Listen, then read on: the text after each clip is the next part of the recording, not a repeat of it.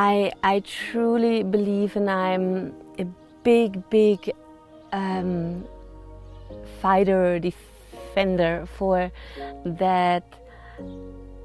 The power of transformation and change is within us women.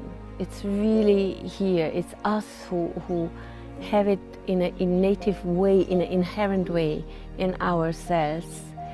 The thing is that we all have been trained and grown up in a way where we question ourselves. We have so many doubts about ourselves. We put others always first, wherever it comes from. If we have learned it, if we tell ourselves, if we read it, if there are religions, society, it doesn't really matter why, but it's something that many of us women have in common.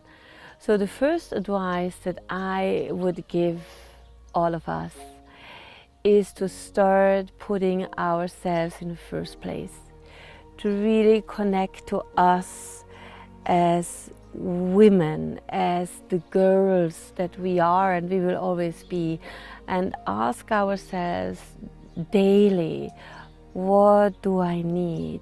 How do I feel?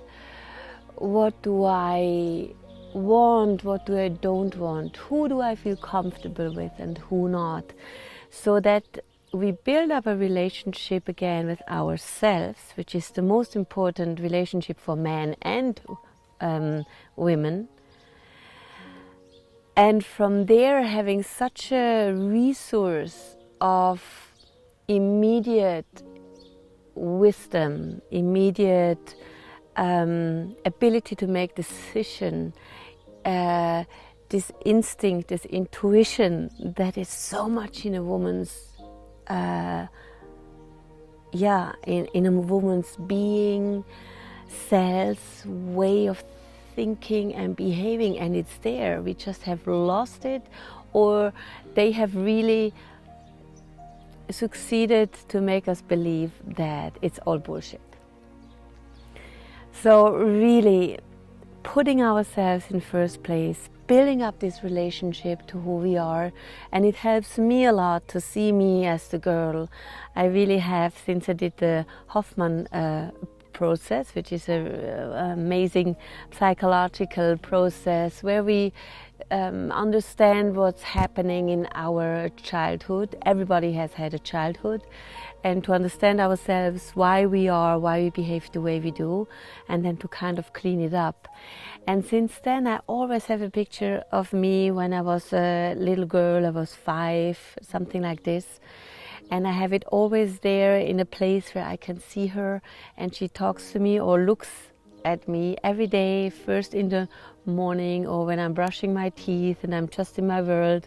I see her smile, I see her vulnerability, her pureness, her longing to be wild and free, and I remember her instinct and her confusion when she was met by the adults in such a cruel, harsh way that she had to kind of bury all her dreams and her inherent wildness and joy.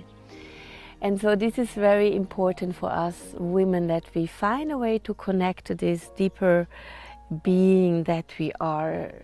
Because when we connect to us like adult women, we often keep pushing ourselves farther and higher and more, and we will never connect to this place in us that's so soft, but because it's so soft and vulnerable, it's such a strong, wild ground from where we can face any challenges in this world.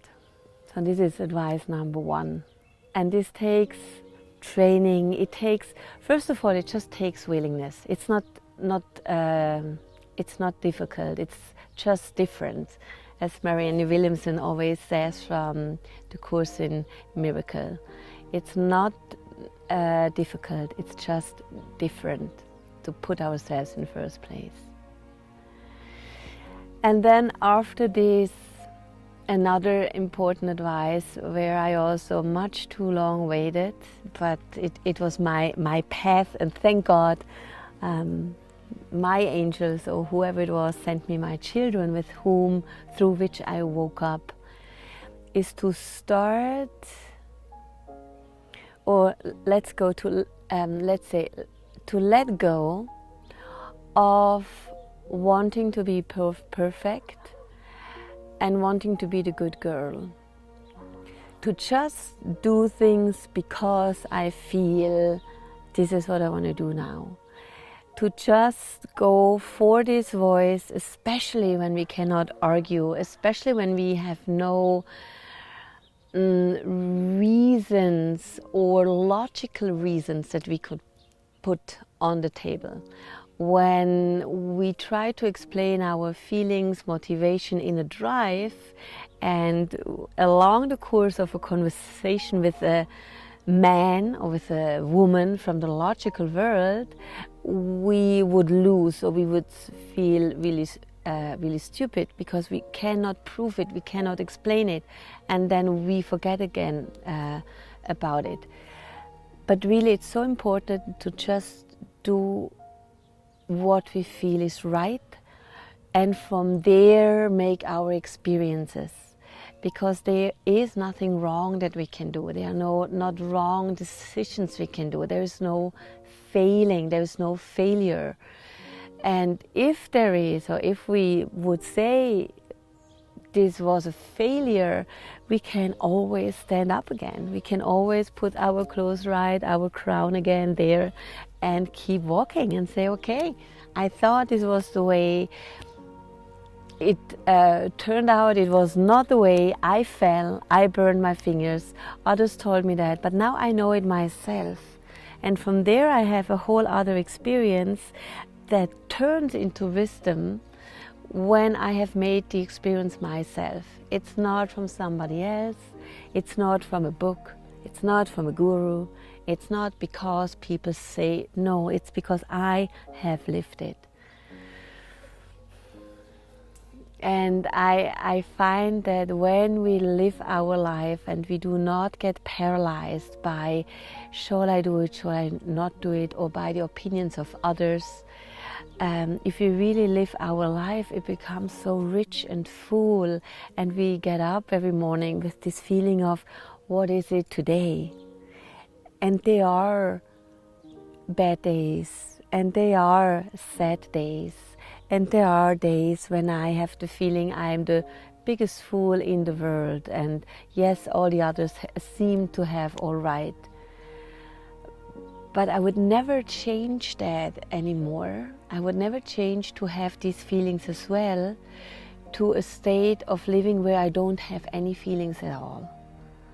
So like this, and I think this is one of our biggest potential of women, we are able to face all the emotions, the bright and light ones as well as the dark and heavy ones, as we are able to go through destruction and death, and then to come out again with new light, with new power, recreating ourselves, recreating life, and from there step fully in our power.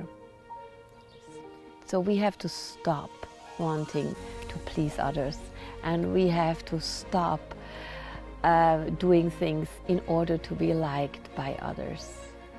And this is scary, and it's super liberating, because then all of a sudden a whole other bunch of people will find us who first we would never have thought that we had something in common, but then we get another tribe, and we get true inspiration from where we can keep growing with other people that are already much farther than we, who do the same thing as we, who want to go there where we are, or who come from different perspectives which will enrich our life as well.